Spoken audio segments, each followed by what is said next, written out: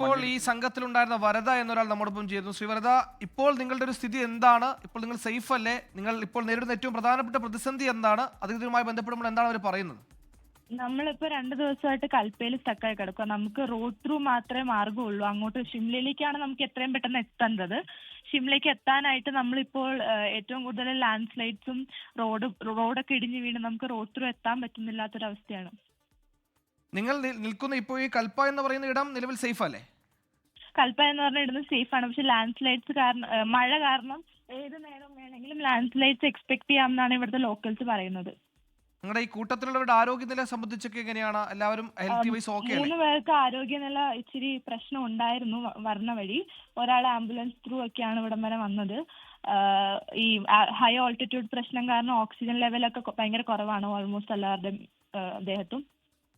നിലവിൽ നിങ്ങൾക്ക് ഈ റോഡ് മാർഗം അല്ലാതെ ഇപ്പോൾ ഷിംലയിലേക്ക് എത്താൻ മറ്റു വഴികളില്ല. ഈ ഒരു റോഡ് പാസേജ് ആണെങ്കിൽ പലയിടത്തും ബ്ലോക്കായി കിടക്കുകയാണ്. അപ്പോൾ ആൾട്ടർനേറ്റീവായി എന്തെങ്കിലും ഒരു വഴി അധികൃതർ പറഞ്ഞു തന്നിട്ടുണ്ടോ നിങ്ങളോട്? വേറെ റോഡ് ത്രൂ മാത്രമാണ് നമുക്ക് മാർഗം, വേറെ വഴിയൊന്നും ഇല്ല എന്നാണ് ഇതുവരെ പറഞ്ഞിരിക്കുന്നത്. അതായത് നിലവിൽ സാങ്കേതികമായി പറഞ്ഞാൽ എയർ ലിഫ്റ്റിംഗ് അല്ലാതെ മറ്റൊന്നും ഈ പറയുന്ന ഷിംലയിലേക്ക് എത്താൻ നിലവിൽ നിങ്ങൾക്ക് മുമ്പിൽ വഴികളില്ല. റോഡ് ക്ലിയർ ആവാണ്ട് റോഡ് ഇനി എപ്പോ ക്ലിയർ ആവുമെന്ന് ഇവർക്ക് ആർക്കും അറിയത്തുമില്ല. നിങ്ങൾ അവിടുത്തെ ഏതെങ്കിലും അധികൃതരുമായി ബന്ധപ്പെട്ടിരുന്നോ? ഈ അല്ലെങ്കിൽ ഈ മലയാളി അസോസിയേഷനുമായി ബന്ധപ്പെട്ടിരുന്നോ?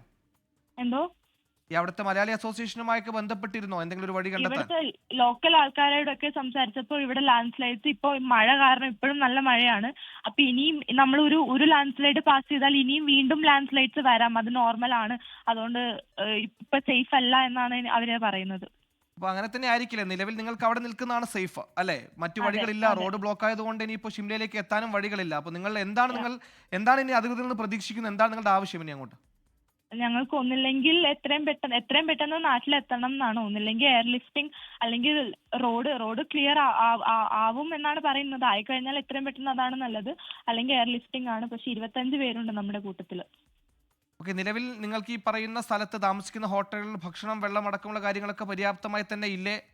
ആവശ്യത്തിനുള്ള ആരോഗ്യ സംവിധാനങ്ങളും അടുത്ത ആശുപത്രിയൊക്കെ ഉണ്ടോ? നിലവിൽ നിങ്ങൾക്ക് കുറച്ചധികം ദിവസം നിൽക്കേണ്ടി വന്നാൽ? ഹോസ്പിറ്റൽ അത്ര അടുത്തില്ല, കുറച്ച് ദൂരെയാണ് ഹോസ്പിറ്റൽസ് ഉള്ളത്. അതുപോലെ ഫുഡും വെള്ളമൊക്കെ ഇച്ചിരി ലിമിറ്റഡ് ആണ്. ഇതൊരു ചെറിയ വില്ലേജ് ആയതുകൊണ്ട് തന്നെ അവർക്കും ലിമിറ്റേഷൻസ് ഉണ്ട് ഫുഡും വെള്ളമൊക്കത്തിനൊക്കെ.